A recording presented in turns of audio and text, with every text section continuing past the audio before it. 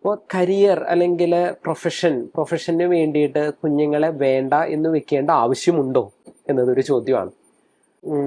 ഈ കുഞ്ഞുങ്ങൾ ജനിക്കുന്ന ഒരു കാലഘട്ടം, ഓക്കെ, അത് ഒരു സമയത്തെ നമുക്ക് കുഞ്ഞുങ്ങൾ ജനിക്കുള്ളൂ. ഇപ്പം ഞങ്ങൾ ഗൈനക്കോളജി പഠിക്കുമ്പോൾ ഞങ്ങൾ മനസ്സിലാക്കുന്ന ഒരു കാര്യം ഇതാണ്.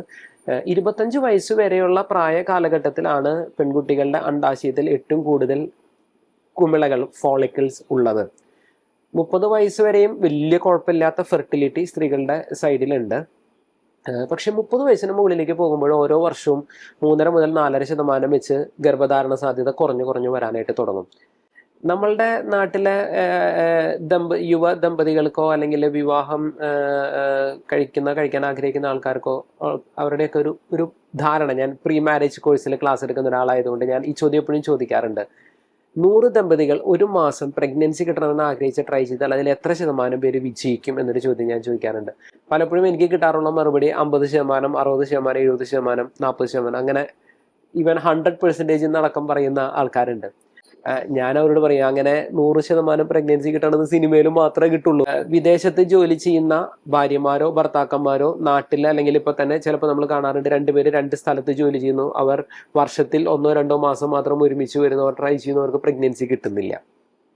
അവരെ സംബന്ധിച്ച് അത് വളരെ വേദനാജനകമാണ്. പക്ഷെ ഒരു ഗൈനക്കോളജിസ്റ്റിനെ സംബന്ധിച്ച് അതിൽ വലിയ അത്ഭുതമുള്ള കാര്യമൊന്നുമല്ല. കാരണം ഞങ്ങളെ സംബന്ധിച്ച് ഒരു മാസത്തിൽ പ്രഗ്നൻസി കിട്ടാനായിട്ടുള്ള സാധ്യത എന്ന് പറയുന്നത് 15%. 6 മാസം ഭാര്യയും ഭർത്താവും ഒരുമിച്ച് നിൽക്കുമ്പോഴാണ് പ്രഗ്നൻസി കിട്ടാനായിട്ടുള്ള ചാൻസ് നമുക്ക് 50 മുതൽ 60% എന്ന് നമുക്ക് പറയാൻ പറ്റുള്ളൂ. ഒരു വർഷം ട്രൈ ചെയ്ത് കഴിയുമ്പോൾ നമുക്ക് 85% പ്രഗ്നൻസി എന്ന് പറയുന്ന ഒരു കണക്ക് നമുക്ക് പ്രതീക്ഷിക്കാൻ സാധിക്കും. അപ്പോൾ കരിയറിന് വേണ്ടി വിവാഹം ലേറ്റ് ആക്കുകയോ ഓർ പ്രഗ്നൻസി ലേറ്റ് ആക്കുകയോ ചെയ്ത് പിന്നീട് ട്രൈ ചെയ്തിട്ട് കിട്ടാതെ വരുമ്പോൾ ഇവർ അഭിമുഖീകരിക്കുന്ന വലിയ മാനസികമായിട്ടുള്ള വേദനകള് എല്ലാ ദിവസവും കാണുന്ന ഒരാളാണ് ഞാൻ. ചിലർക്ക് ആദ്യമേ തന്നെ ട്രൈ ചെയ്തിട്ട് കിട്ടാത്തവരുണ്ടാകാം. പക്ഷെ അത് നമുക്ക് ഒന്നും ചെയ്യാൻ പറ്റില്ല. കുഞ്ഞുങ്ങളെ ദൈവം തരണതാണല്ലോ. ഇപ്പൊ കരിയറിന് വേണ്ടി നമ്മൾ ഇതെല്ലാം ചെയ്ത് നമ്മുടെ ജീവിതം മുഴുവൻ നമ്മുടെ ജോലിക്ക് വേണ്ടി നമ്മൾ കൊടുത്ത് അവസാനം ഒരു പോയിന്റ് ഓഫ് ടൈമില് നമ്മൾ ജോലി ചെയ്യുന്ന സ്ഥാപനത്തിന് നമ്മളെ ആവശ്യമില്ല എന്ന് തോന്നിക്കഴിഞ്ഞാൽ അവർ നമ്മളെ അതിൽ നിന്ന് പതുക്കനെ പറഞ്ഞു വിടുമെന്നുള്ളത് ഒരു വസ്തുതയാണ്.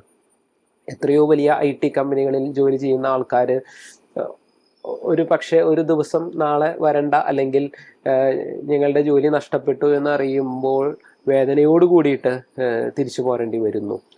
ഈ കരിയറിന് വേണ്ടിയിട്ട് നമ്മുടെ ജീവിതം നഷ്ടപ്പെടുത്തി കഴിഞ്ഞാൽ ചിലപ്പോൾ നമുക്ക് റിഗ്രറ്റ് ചെയ്യേണ്ടി വരും.